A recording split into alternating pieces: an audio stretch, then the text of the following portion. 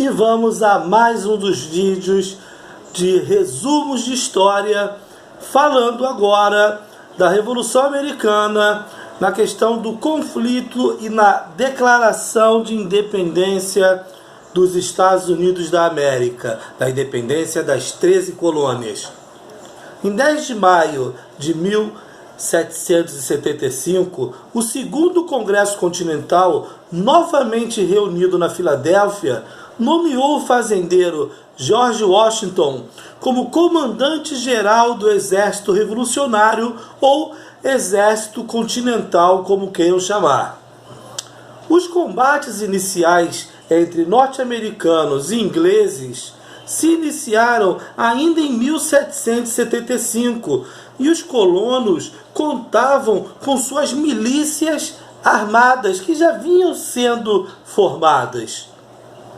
Em janeiro de 1776, Thomas Paine publicou o seu famoso panfleto intitulado Common Sense, o senso comum, lançando a ideia da independência, onde exclamava nesse panfleto: é hora de nos separarmos.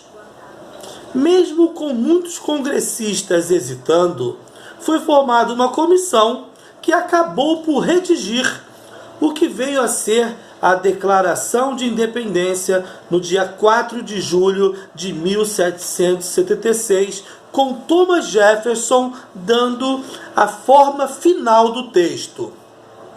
A guerra foi longa, com uma maioria de colonos enfrentando as tropas inglesas e uma minoria de colonos que permaneceram fiéis aos ingleses, os lealistas.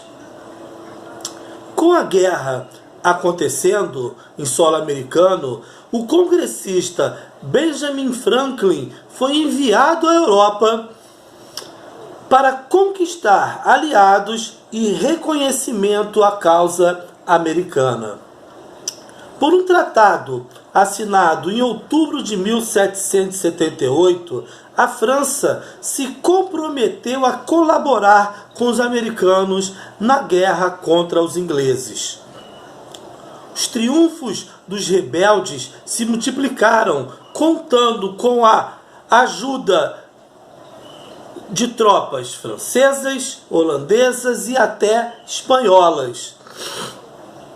Em 1781, foi assinado o Tratado de Paris, onde o governo inglês reconheceu a independência das 13 colônias, com Benjamin Franklin assinando o documento como embaixador dos Estados Unidos.